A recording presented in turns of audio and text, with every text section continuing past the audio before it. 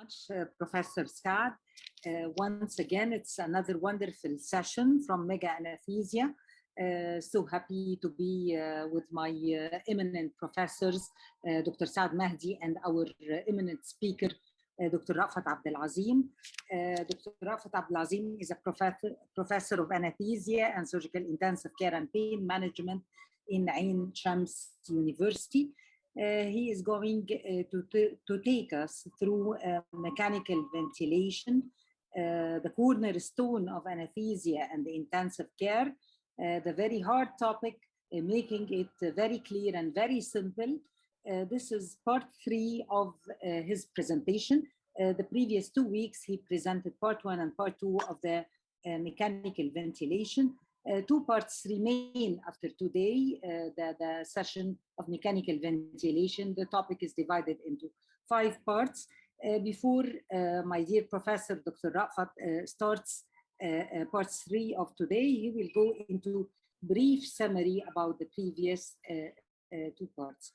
We are looking forward to hearing from you, Dr. Raafat, and to understand more about mechanical ventilation. Please, sir. Thank you, Dr. Jihan. Thank you, Dr. Saad. I'm glad to meet you today. My topic is, to remind you, it is about the anesthesia ventilators.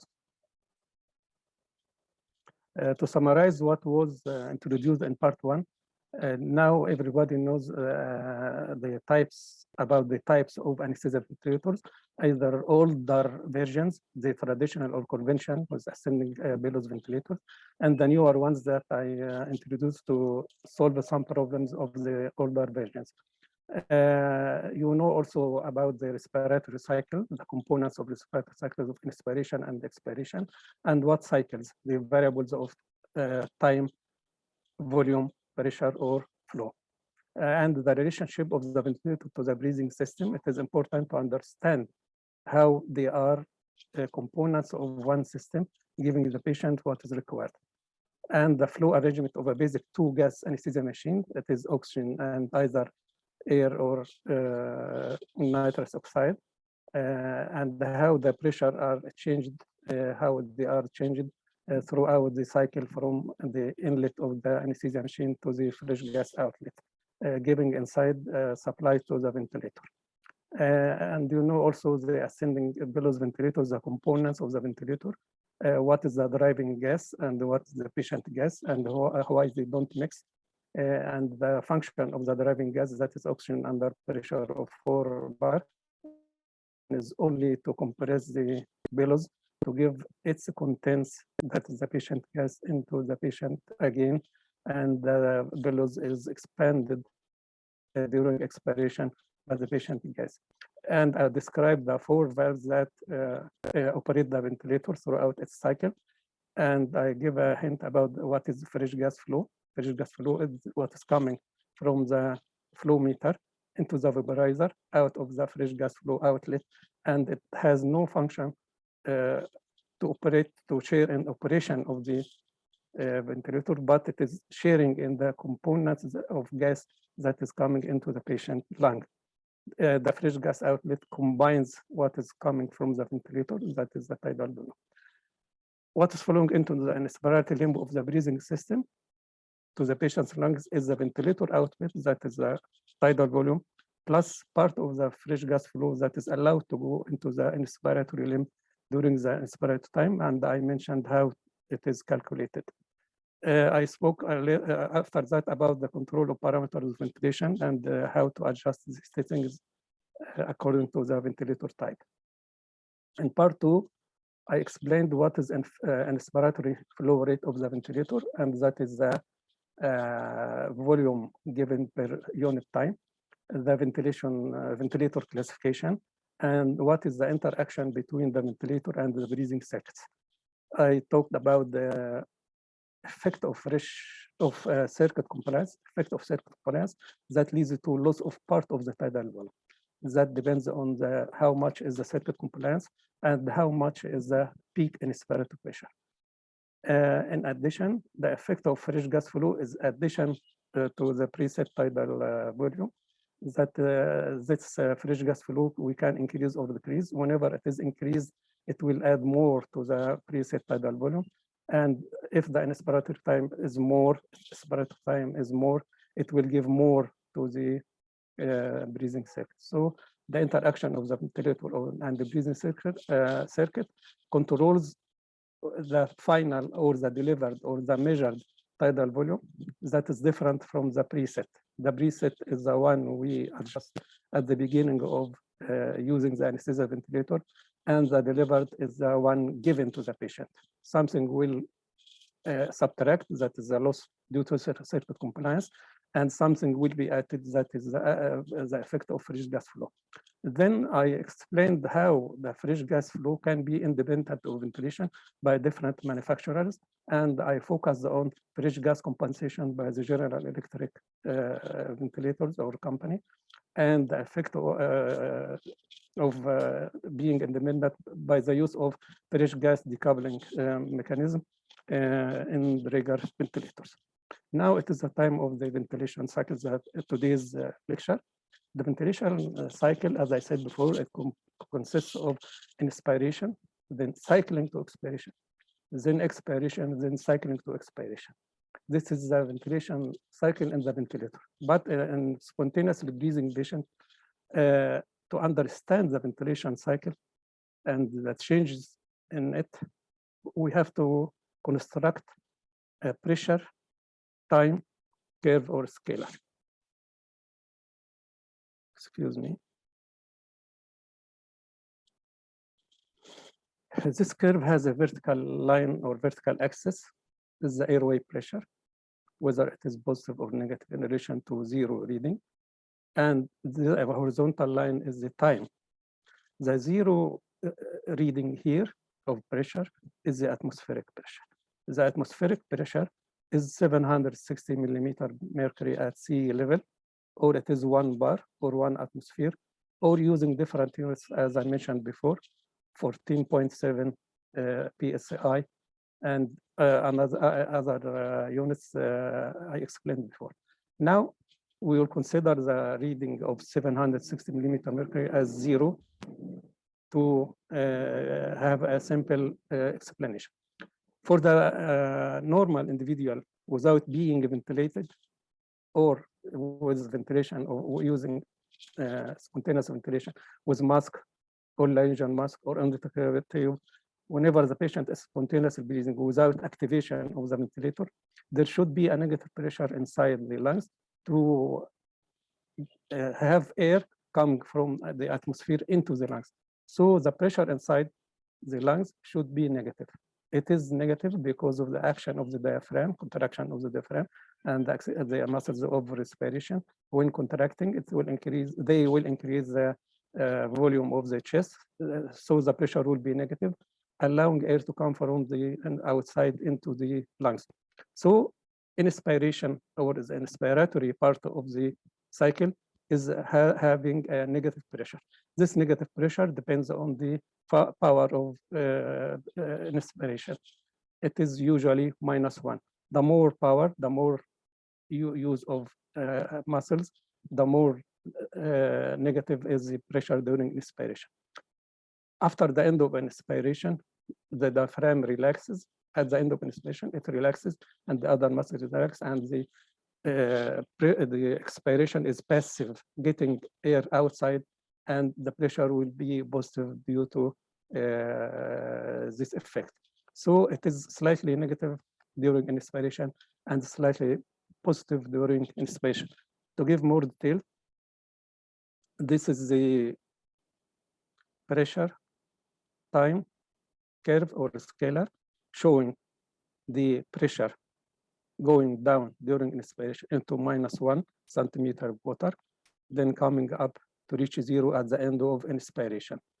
Inspiration starts here and ends here, and expiration starts by being having positive pressure of +1 at its maximum, then going back again to zero at the end of expiration. The pressure inside the alveoli is represented by this curve, and the volume given is represented by this curve. This is volume time curve. So the volume going into the lungs will increase from starting of inspiration until reaching its end here as a tidal volume, inspiratory tidal volume. Then it will come out as expiratory tidal volume. So this is the relationship between alveolar pressure and the volume given through time in a spontaneously breathing patient. Now, when starting mechanical ventilation, we will give the patient anesthesia, muscle relaxant, no more effort after muscle relaxant, so no more negative pressure, and the curves will be totally different. This is a ventilator display of a spontaneously breathing patient. The upper line here is the pressure changes or pressure time scalar, slightly negative during inspiration, slightly positive during expiration. I will describe this later. That is the flow. For any type of or any form of mechanical ventilation, whatever the mode, we have three variables or components of the cycle of mechanical ventilation. These components are triggering, limiting, and cycling. Whenever you read about any mode of ventilation, you will read this sentence: triggered, limited, cycled. The factors that control the triggering are either machine controlled or machine triggering, depends on time. This machine triggering is for controlled ventilation. The patient has no role in ventilation. When the patient has some inspiratory effort and the mode is changed to breathing support, so the patient will trigger either by flow or pressure. Flow or pressure changes adjusted to make the patient trigger the ventilator. In our anesthesia machine, mostly we are using the controlled or machine triggering. Something should limit the ventilator cycle. Limiting or target is by achieving a volume, a pressure, or flow. After that, after reaching the target, it will be limited, it will be continued until the cycling into expiration. This cycling depends on either one of the four factors mentioned before. To understand the pressure changes, this display will show that pressure changes during intermittent positive pressure ventilation or volume controlled ventilation or continuous mandatory ventilation. Continuous mandatory ventilation, that is CMV, is either volume controlled or pressure control. We'll describe first the volume control. Here is the pressure time scalar or curve. We start at the zero line, reading of atmospheric pressure. The pressure will go up after start of the ventilatory stroke. It will go up throughout the time of inspiratory flow period. The ventilator is giving to the patient its output. The pressure will increase, overcoming the resistance to flow inside the bronchial tree until the flow stops. When the flow stops, the pressure inside the lungs reaches its maximum. So this is the maximum point, the maximum pressure, the peak pressure. It is PIP, or peak inspiratory pressure, or P peak, or maximum pressure, or P max. After that, the flow stops. When the flow coming from the ventilator stops, this means that no resistance and no pressure will be applied. The pressure inside is the sum of pressure of the descending alveoli according to the volume given. It will be distributed into the lungs. After that, the flow stops. The volume given will be redistributed into the alveoli because all the alveoli are distended, but the compliance of each alveolus is different from other areas. The lung zones have different compliance.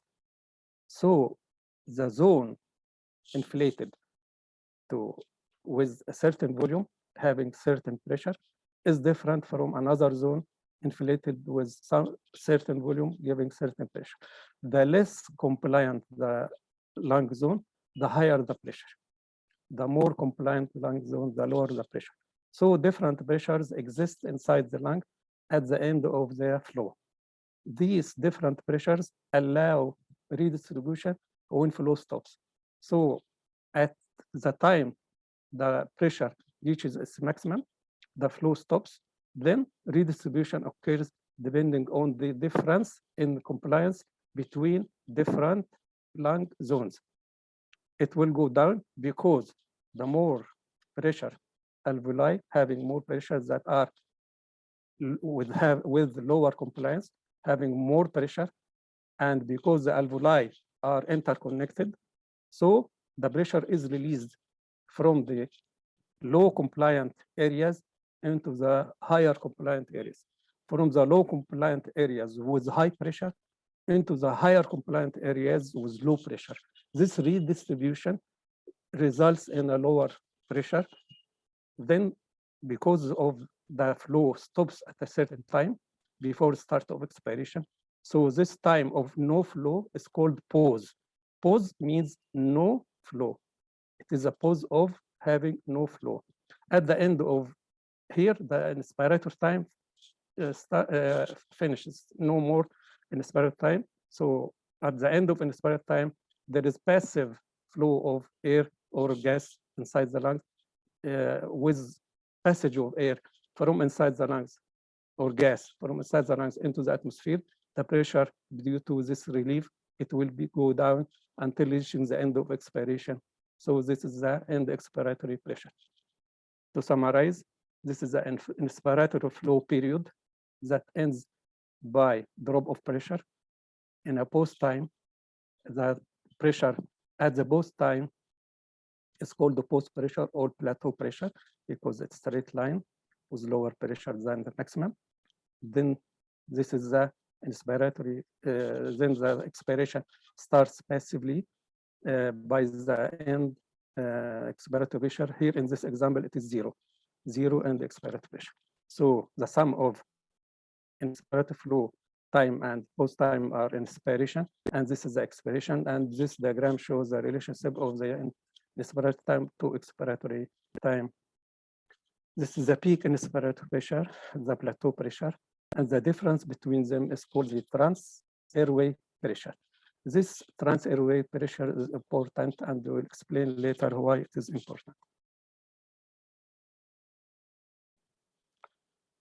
Again, more details of this curve of pressure time relationship. At the start of the ventilation, while the flow is coming from the ventilator into the lungs, the line is vertical. Why it is vertical? Because more resistance is met to the flow. The higher resistance to flow gives more pressure, and it is coming up in a steep way. Then the slope will be less vertical because the resistance decreases until it reaches maximum pressure, at which the flow stops. Then it will go down until in the same direction of the beginning, because here high resistance, then the resistance vanishes, no resistance. So the flow will go down and the pressure will, and there is an inflection point until the end of the pause, then the start of expiration. This distance from starting ventilation till the curve changes its direction is the same of decrease from this point to the inflection point, and it has the same value, that is the trans-airway pressure, and we calculate it by the difference between the pressure and the inflection point, or say the pause, start of pause. I explained all this before, what is the duration of the ventilation cycle, the frequency, and how calculated by dividing 60 over the duration. Or if I don't have the frequency, I divide 60 over the frequency to have the duration.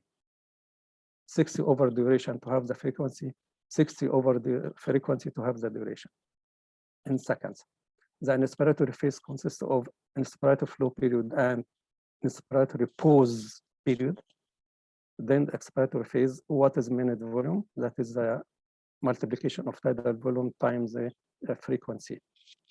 And the relationship between inspiration and expiration was explained, and I will discuss later what is the importance of changing this ratio. The pressure changes during an inspiratory flow period depends on airway resistance and total lung components. So during the inspiratory phase, there is increase in pressure. This pressure value depends on the patient's physiology, depends on the resistance to flow and the total thoracic compliance. Regarding the resistance, as everybody knows, whenever we have a wide tube here in the lecture doesn't mean the airway, the endotracheal tube only. It is the endotracheal tube and the whole respiratory passages.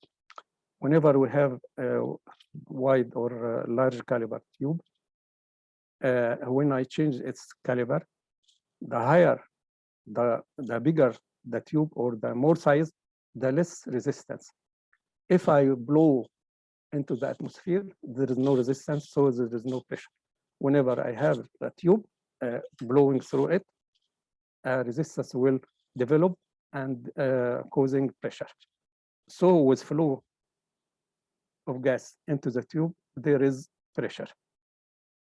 This pressure will increase when I decrease the diameter of the tube. Having higher flow will lead to more pressure.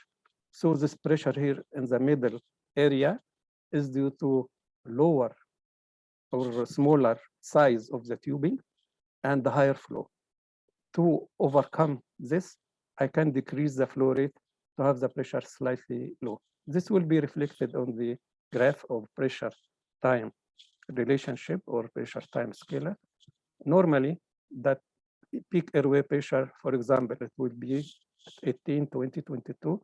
When I increase, when the resistance is increased, I will mention the causes of higher resistance later. With higher resistance and the higher flow, the peak pressure will be much higher. With higher resistance but lower flow compared to the previous one, the peak pressure decreases. We can calculate the airway resistance. In newer ventilators, I can see the value displayed on the screen, but I have to know how this was calculated. It is calculated by this equation. The resistance equals to pressure gradient divided by the flow. We have two types of resistance, inspiratory and expiratory. For inspiratory airway resistance, the pressure gradient is represented by the difference between peak inspiratory pressure and plateau pressure. That is the trans-airway pressure. When we divide the trans-airway pressure by the inspiratory flow, we get a number that is inspiratory resistance. For example, if the peak pressure is 40 and the plateau is 38, if the flow is 6 liters per minute, as I explained before, how do we calculate this 6 liters? That is 1 liter per second by applying this equation, 40 minus 32 over 1, that is the 1 liter per second flow. It is 2 centimeters water by liter per liter per second. The unit of measurement of resistance is centimeter water per liter per second, because centimeter water per liter, because centimeter water here is the pressure and liter per second is the flow. Dividing the pressure gradient over the flow will give us the value of the flow, the resistance. These equations and diagram show the inspiratory resistance and expiratory resistance. As I said before, how to calculate the inspiratory. Here, we can calculate also the expiratory resistance. It is the difference between the plateau pressure minus index pressure divided by expiratory flow. Show this diagram shows this equation. Here is the pressure gradient. The pressure gradient for the inspiratory resistance, it is between the peak and the plateau. Of course, the inspiratory flow can be calculated. So Dividing this difference over the inspiratory flow will give the inspiratory resistance. For the expiratory resistance, we divide the difference between the plateau pressure and the end expiratory pressure, whether it is PEEP or ZIP, divided by expiratory flow. For spontaneously breathing patients, the resistance is low. It is about 2 centimeter water per liter per second. After intubation, because we have positive pressure ventilation going into small diameter tubing, so for intubated and mechanical ventilation patients, the resistance will be higher than the spontaneously breathing patient, non-intubated.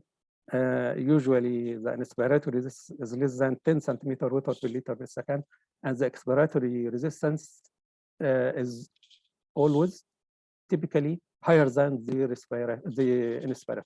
The expiratory is higher than the expiratory because the expiratory flow is slower, because the time of expiration is more. This time will allow more time for the tidal volume to go out. So the flow is slower, having a slower flow. This will result in higher resistance. The pressure gradient here, we call it the deriving pressure. For unintubated patients, it's from 0.6 centimeter water per liter per second at a flow of half liter per second if the tidal volume is half liter and the inspiratory time is second. So the flow is half liter per second, and the resistance will be in this range. When we intubate the patient and start mechanical ventilation, it jumps to 6 centimeter water per liter per second and more. The smaller the endotracheal tube size, the higher the resistance, as we see here. This is an example of the graphical display of ventilation, showing the flow and airway pressure over time. And by the displayed number, we can calculate the resistance during inspiration and during expiration. I will not waste time, but it is a direct example of what I said before. Always remember to convert the flow into liter per second.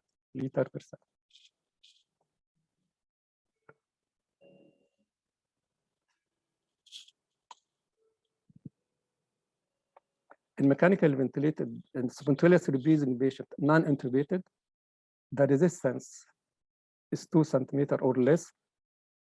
It is calculated as follows, as I said before, the pressure gradient over the flow. If the pressure gradient is minus 1 centimeter water during inspiration, this is a peak inspiratory pressure in a spontaneously breathing, and the atmospheric is 0, and the flow is 0.5 liter per second, so it is 2 centimeter or less. According to the tidal volume may be less.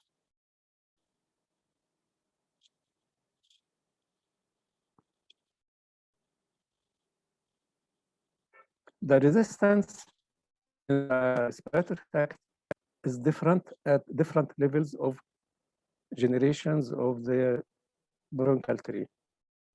When we go down, it is only one trachea at generation number 0. The number is 1. The total cross-section area is in centimeter water. Then there is division. So 2 bronchi, more bronchioles, more number, less surface area of each one.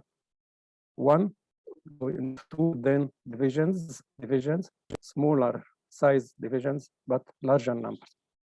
Until we reach the terminal bronchioles, the number is too big, and the cross-section area is higher. That's why the resistance starts to decrease. In the trachea, the resistance, as I said, in a spontaneous breathing patient, 0.6, then it goes up starting respiration until the bronchi. Then going into the smaller bronchioles, the resistance will be less because the cross-sectional area, as I described here, the cross-sectional area is more because of this branching.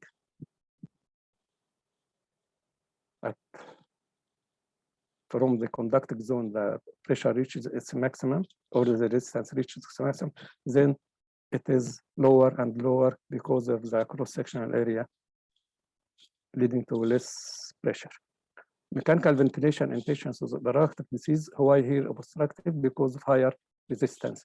So to overcome this higher resistance, we adjust the minute ventilation by having more tidal volume, less frequency to allow more time for the flow, more time for inspiration and more time for expiration, especially expiration. We increase the expiratory time. We increase the inspiratory rate to overcome the resistance, and we lower the IA ratio. For example, instead of 1 to 2, it will be 1 to 3, 1 to 4, 1 to 5, 1 to 6. This means lowering, not increase. Here, the number is confusing. This is fraction. So it is decreasing the IA ratio. So I said that the inspiratory pressure depends on resistance and compliance. I already explained the effect of resistance.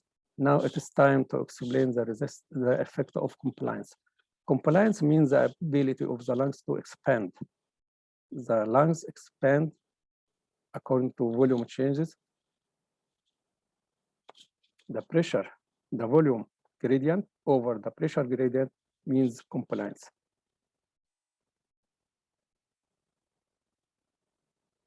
If I have two balloons with the same, coming from the same factory, having the same compliance, same material, when I,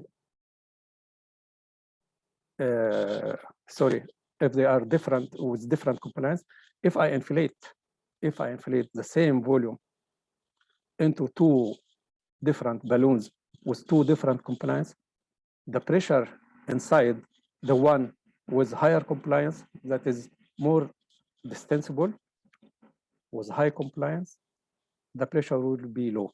But injecting the same volume into a balloon with lower compliance will result in higher pressure. This is directly applied to the lung. If the lung is having low compliance, it will be rigid, stiff. I will give the reasons later. So the pressure will be higher. The lower the compliance, the higher the pressure.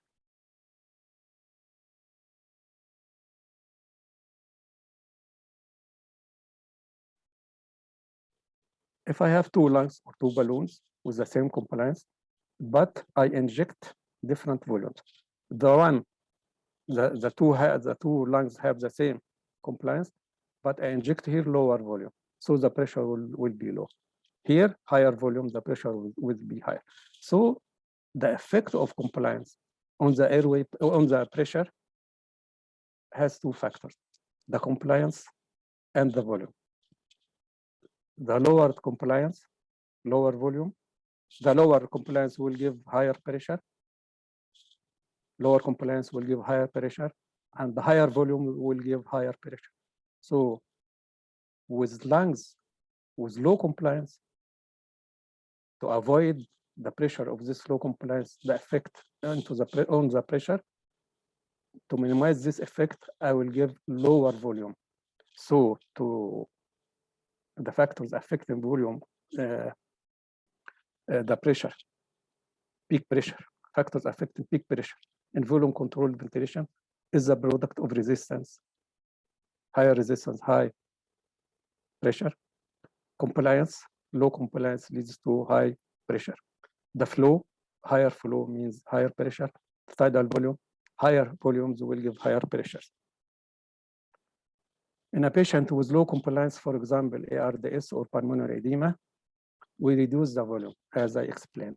Reduce the volume to reduce its effect on the low compliance, giving reduction in pressure. The pressure, the volume allowed, tidal volume allowed, is to decrease from, for example, 7 milliliter per kilogram, 6 to 8, into 4.4 into 6 milliliter per kilogram. So we decrease the tidal volume in patients with ARDS or any condition leading to low compliance. Decreasing tidal volume is limited by 4.4. That is the lowest effective tidal volume. Lowest effective tidal volume is double the space. It is 4.4 milliliter per kilogram. After that, we don't decrease more. And we increase the frequency to compensate for the lower tidal volume. I will show later how can we increase frequency to compensate for lower tidal volume without affecting other factors. We'll see. The effect of changes in circuit on the lung compliance or total compliance. Changes in compliance changes in compliance have effects on pressure and tidal volume according to the mode of ventilation. We have two modes under anesthesia: volume controlled and pressure controlled. In volume controlled ventilation, if the compliance decreases, this results in increase in the airway pressure. But in pressure controlled ventilation, the effect will be on tidal volume because the pressure is preset. The preset tidal volume on pressure controlled ventilation makes it the change in compliance affect the tidal volume because the delivery will be limited after reaching the pressure. So the tidal volume will decrease. The reverse can occur when the compliance changes to be higher. It will decrease the pressure in volume controlled, and it will increase the volume in pressure controlled ventilation. As I said before, during respiratory pause, because there is no flow and row resistance, so the pressure decreases because of redistribution, and this leads to the lung will be kept open during respiratory pause. Keeping the lung open means that it is inflated. So it is inflated during the inspiratory period and inflated also during the inspiratory pause. And having the lung inflating during this time means improvement of gas distribution in the lungs, leading to more oxygenation. And this is a benefit of having inspiratory pause. In healthy individuals, the effect of pause is not too much distinguished. It is more clear in patients with lung disease. So now we have two main factors that affect the peak inspiratory pressure during ventilation. These are the compliance and the lungs. When the resistance and compliance. Higher resistance means higher pressure, but this effect will be seen only in the peak pressure.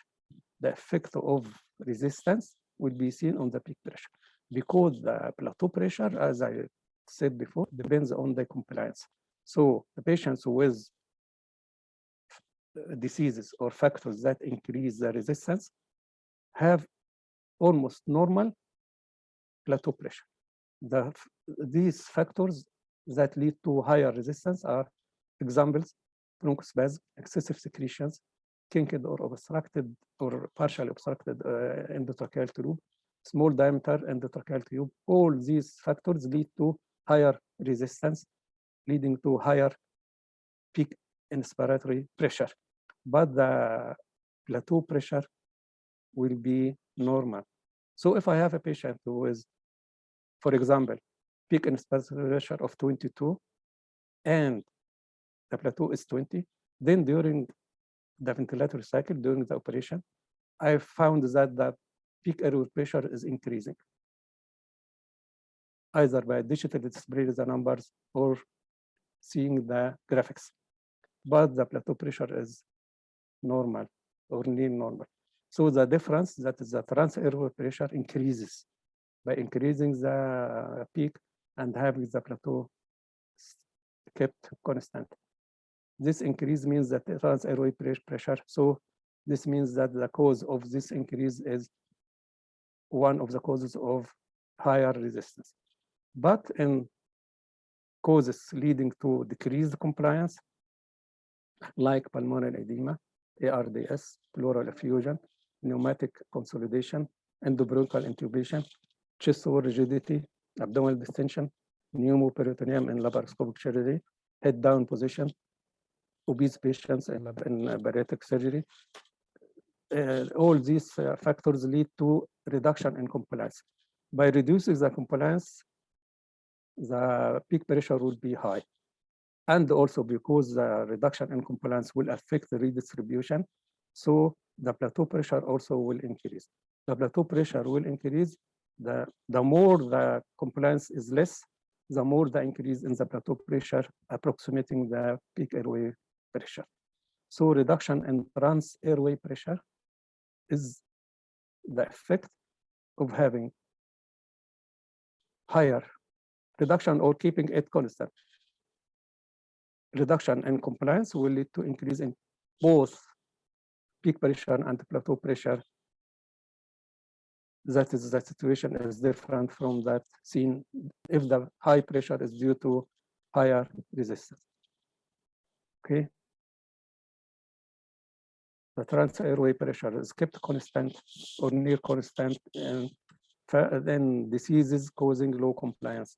Both peak pressure and plateau pressure increase with low compliance, but in causes leading to higher resistance, the peak pressure only increases.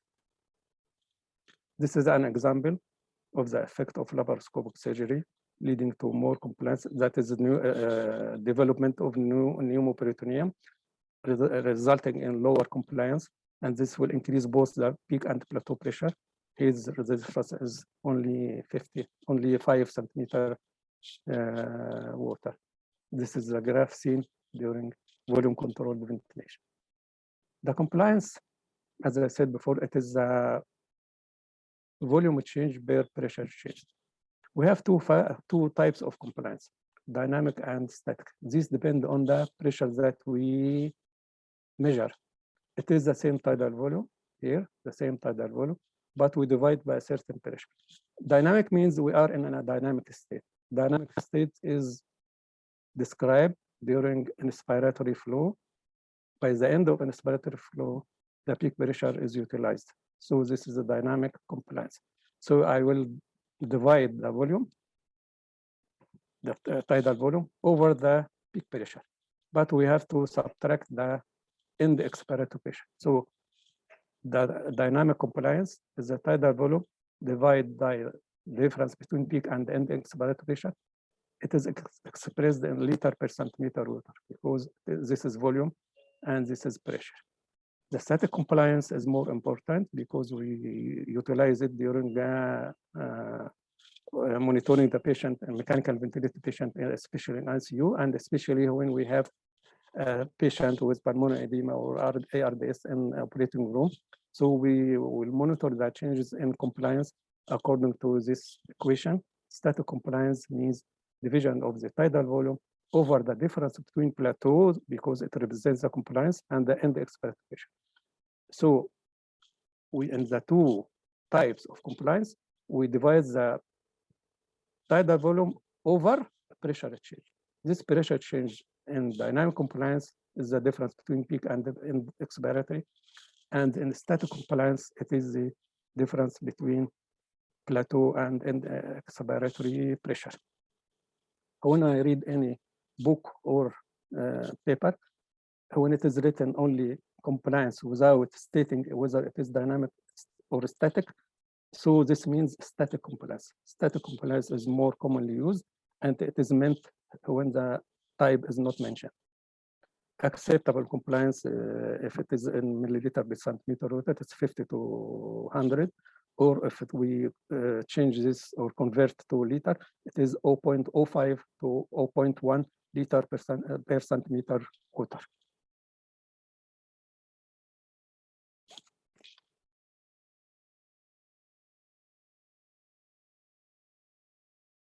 This summarizes what I said.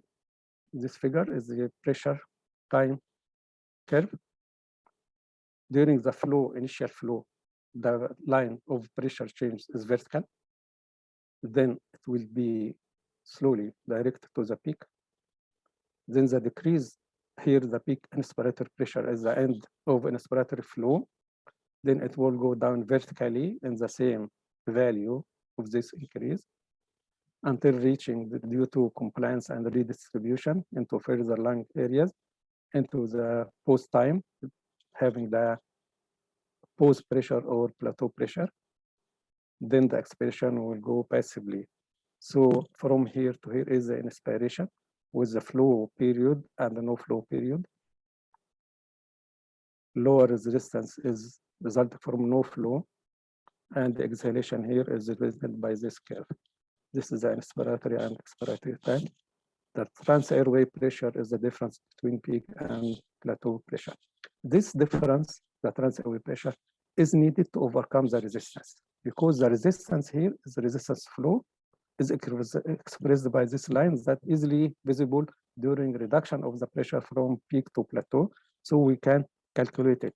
The displayed numbers or seeing the graph, we have two numbers here, the peak and plateau. The difference is trans-airway pressure. So if I ask what is the pressure needed to overcome resistance, it is the trans-airway pressure. How to calculate it? Subtract the plateau pressure from the peak pressure. Then the resistance to overcome compliance is the one resulting from the change from pressure, from the plateau pressure to end expiratory pressure. The distance from here to here is the pressure needed to overcome the lung compliance. After calculating the resistance and compliance, if we multiply the values, we have what is called time constant. Because the time constant is important, I will explain what is time constant. Because the lung areas have different compliance, as I said before,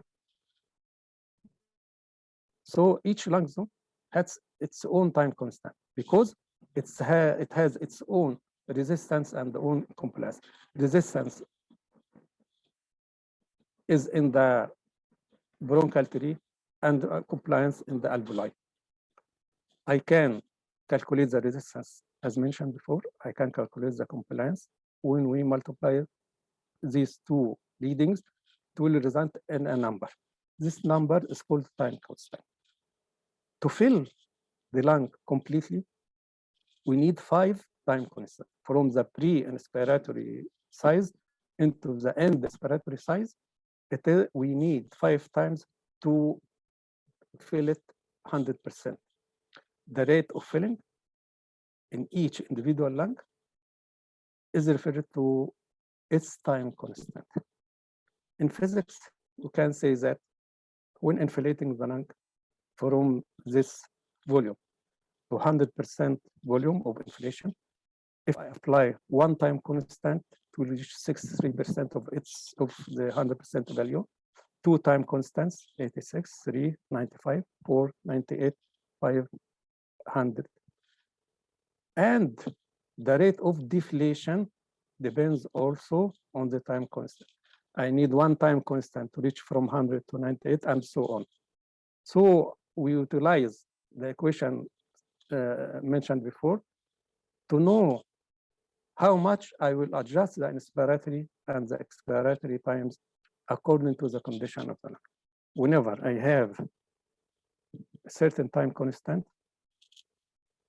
I have the equation.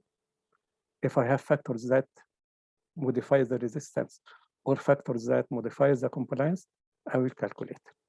So the time constant will be higher if the resistance is high. So if the resistance is high due to bronchospasm, secretions, kinking, and so on, the resistance is high. So the product, because it is resistance times constant, this one is higher, so the product is higher. So I need more time to fill the lung having higher resistance. The reverse occurs with lungs with lower compliance, like ARDS, pulmonary edema, and so on. So having lower compliance will lead to less product, that is less time constant, so the time constant will be. So I need more time to fill the lungs with higher resistance and less time to fill the lungs with lower compliance. For example, if I have the resistance of 1 times of compliance of 0.1, liter per centimeter of water. This will lead to a time constant of 0.1. So to fill the lung 100%, I need this 1.1 to be multiplied by 5 time constants. So the protocol is 0.5. So I need this inspirator time of 0.5 to fill this lung of resistance of 1 and the compliance of 0.1. And these are the examples with bronchospasm, higher resistance, more time constant, more longer time needed, and with low compliance, for example, ARDS, less time constant, short time. As I said before, in patients with respiratory resistance high, like bronchospasm or so, I decrease the rate to overcome. When I decrease the rate, this means the time of inspiration and time of expiration are more. So longer time here meets the requirements. Longer time is achieved by decreasing the respiratory rate and prolonging, for example, for sure, prolonging the expiratory time, because we have here more time is needed. And the reverse with low compliance.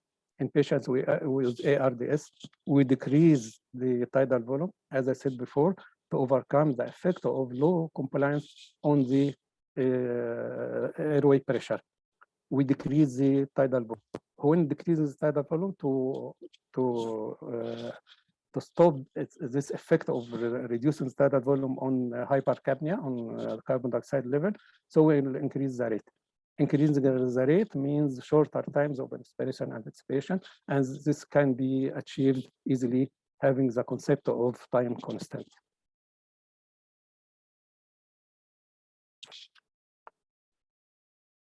Now we reach the end of expiration. By the end of expiration, the functional residual capacity is important for oxygenation. In patients with lower functional residual capacity, for example, high contents, pneumoperitoneum or so, obese patients with pulmonary or ARDS, the low functional residual capacity due to this compression will lead to hypoxia. To overcome this hypoxia, we apply positive end expiratory pressure. The positive end expiratory pressure or PEG will lead to increase in functional residual capacity and improvement in gas oxygenation and PO2. Now I have still three slides. In summary, the factors that affect pressure during volume controlled ventilation are the patient lung characteristics summarized in the resistance and compliance. The higher the resistance, the higher the peak. The lower the resistance, the lower the peak. Number one is airway resistance. Number two is the lung or chest wall compliance. The lower compliance, the higher the pressure. The higher the compression, the compliance, the lower the pressure, both peak and plateau. Resistance affects only peak, and the compliance affects both peak and plateau. The inspiratory flow pattern affects the peak, and I will explain later what is inspiratory flow pattern. In volume controlled ventilation, we have constant flow pattern, and in pressure controlled ventilation, we have decelerated flow pattern. But here I am talking about volume control. So why mention decelerated flow? It is characteristic of pressure control. But in newer ventilators, we can have certain mode, but we can adjust the flow according to the needs of patient, and we'll explain later. The volume setting also affects the pressure. Higher volume will lead to increase in pressure of both peak and plateau. Lower volume will decrease the pressure whether peak or plateau. And also use of PEEP pressure will affect the pressure during the volume control ventilation. Higher PEEP will result in higher peak and mean. I will explain what is mean later. And the development of auto PEEP, as everybody knows how it is developed, the auto PEEP will result in a higher peak. During pressure controlled ventilation, here in volume controlled, so we adjust volume, and we measure the pressure. And I said, what is the effect of change in pressure on the volume adjustment? Here in pressure control, we adjust the pressure, and we'll see the effect, what affects the volume. The pressure settings affect the volume. Higher pressure used will increase the volume. Lower pressure used or obtained will lower the volume. The pressure gradient between the end expiratory pressure and the PEEP. With applying PEEP, whether it is intentionally applied or with auto PEEP, if we keep the pressure peak in expiratory, if kept constant, the lower pressure resulting from applying PEEP, because the pressure gradient is the difference between peak and end expiratory pressure, by applying positive end expiratory pressure, so the pressure here is lower. This will lead to lower volume delivery and vice versa. The patient lung characteristics of resistance and compliance affect the volume. The higher the resistance, the lower the volume. The lower the resistance, the higher the volume, because of this effect will modify the time in which we reach the peak pressure that is set in pressure control verification. Also, the compliance, lower compliance will decrease the volume, and the higher compliance will increase the volume. Inspiratory time also, usually it is constant, but and we change whenever we change the time by directly change the inspiratory time in the ventilator, or by changing the IA ratio, or in some ventilators we don't have this option, but we have directly the inspiratory time or the inspiratory flow. I explained before how changing the inspiratory flow, it changes the inspiratory time. When we extend the inspiratory time, this will lead to more volume. Also, the patient effort, if left to be activated by less muscle relaxation and development of spontaneous breathing, active inspiration will result in higher volumes. This is the last point. We will see on the display of pressure, as I said, peak, plateau, and pressure. And we will see also what is called mean airway pressure. The mean airway pressure is not set by the operator. It is only measured. The computer or the microprocessor will calculate it according to the area under the curve of pressure. The area under the curve of pressure will give a product of the mean pressure. This mean pressure may affect the hemodynamics and the oxygenation. Increase in mean pressure improves oxygenation, but on the expense of reduction on venous return and cardiac output. So in the compromised patient, I will have the balance between oxygenation and effect on venous return and the cardiac output according to the patient condition.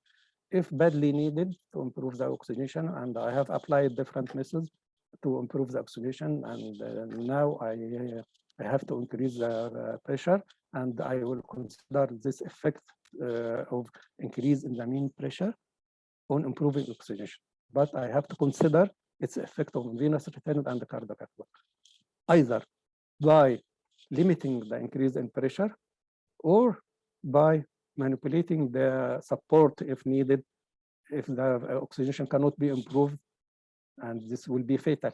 So by applying of something to improve the cardiac output, either inotropes or vasoconstrictor.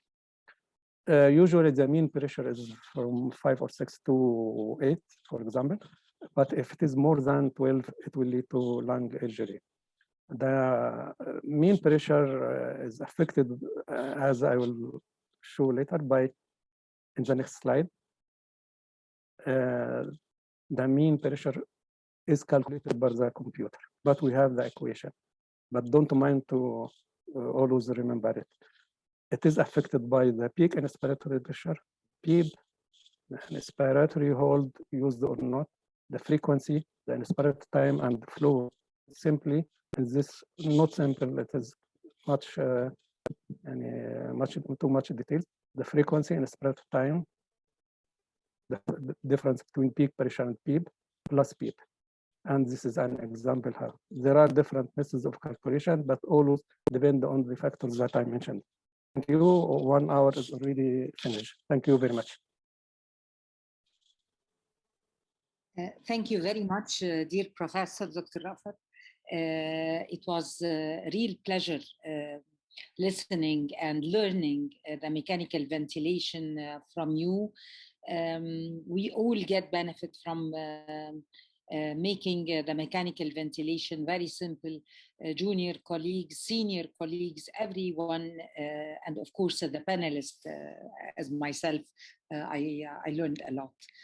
Thank you, Professor Dr. Saad, for helping us and giving us the opportunity to share and to learn from your sessions. And that's from my side.